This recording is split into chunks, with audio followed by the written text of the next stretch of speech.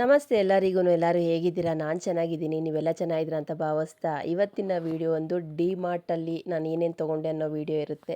ಡಿ-ಮಾರ್ಟಲ್ಲಿ ಏನೇನು ತೊಗೊಂಡೆ ಅನ್ನೋ ವಿಡಿಯೋ ಇರೋದಿಲ್ಲ, ಹೋಗಿರೋದು ವಿಡಿಯೋ ಇರುತ್ತೆ. ತೊಗೊಂಡಿದ್ದು ನೆಕ್ಸ್ಟ್ ವಿಡಿಯೋದಲ್ಲಿ ಅಪ್ಲೋಡ್ ಮಾಡ್ತೀನಿ ನಾನು.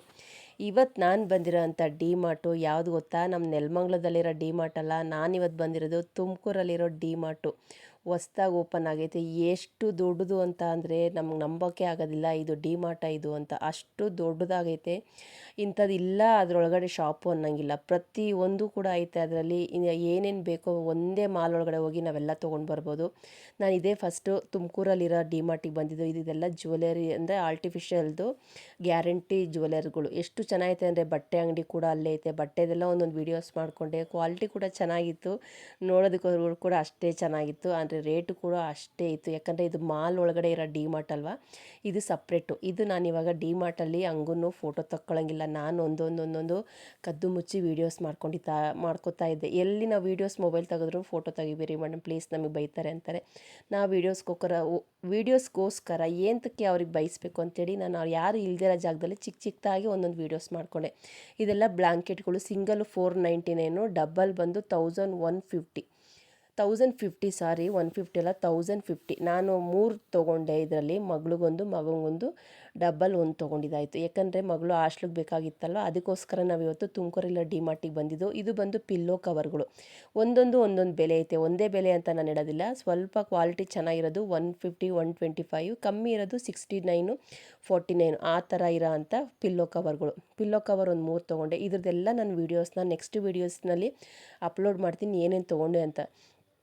ನೋಡ್ರಿ ಎಷ್ಟು ದೊಡ್ಡದಾಗೈತೆ. ಇಂಥ ಐಟಮ್ ಇಲ್ಲ ಅನ್ನೋಂಗಿಲ್ಲ, ಪ್ರತಿಯೊಂದು ಐಟಮ್ ಐತೆ. ಪ್ರತಿಯೊಂದು ನಾವು ನೋಡ್ತಾ ಇದ್ರೆ ಇಷ್ಟು ಸಸ್ತನ ಅಂತ ಅನ್ಕೋಬೇಕು.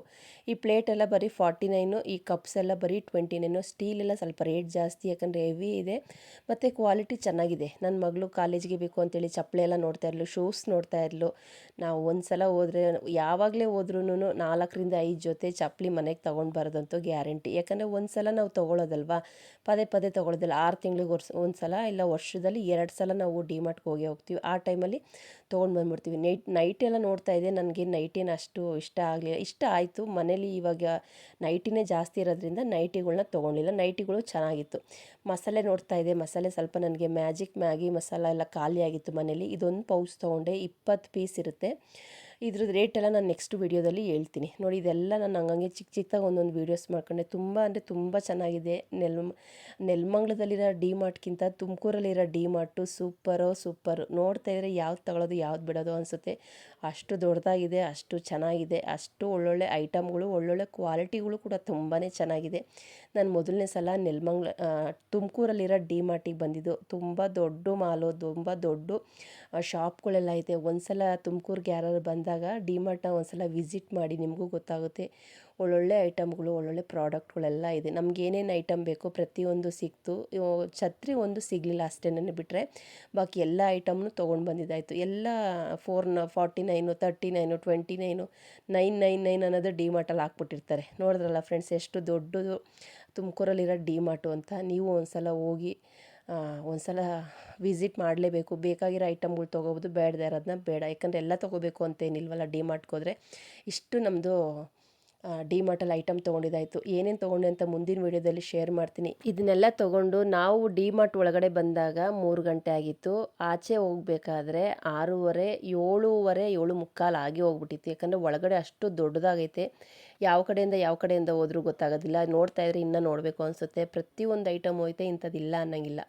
ನಾವು ಹೋಗ್ತಾ ಹಾಗೇ ಹೋಟೆಲಲ್ಲಿ ತಿಂಡಿ ಅಂದರೆ ದೋಸೆ ಥರ ತಿನ್ಕೊಂಡೋದ್ವಿ. ನೈಟ್ 10 ಗಂಟೆ ಆಗಿತ್ತಲ್ಲ, ಇನ್ನು ಮನೆಗೆ ಹೋಗಿ ಏನು ಅಡುಗೆ ಮಾಡೋಕ್ಕೂ ಆಗೋದಿಲ್ಲ ಅಂಥೇಳಿ ಆ ದೋಸೆ ತಿನ್ನೋದೆಲ್ಲ ವೀಡಿಯೋ ತಗೊಳಕ್ಕಾಗಲಿಲ್ಲ. ಯಾಕಂದರೆ ಮೊಬೈಲಲ್ಲಿ ಚಾರ್ಜ್ ಖಾಲಿಯಾಗೋಗಿತ್ತು. ಬೆಳಗ್ಗೆ ಚಾರ್ಜ್ ಹಾಕಿದ್ದು, ರಾತ್ರಿ 10 ಗಂಟೆ ತನಕ ಬರೋದಿಲ್ವಲ್ಲ, ಅದಕ್ಕೋಸ್ಕರ ನಾನು ವೀಡಿಯೋಸ್ನ ಮಾಡ್ಕೊಂಡಿಲ್ಲ.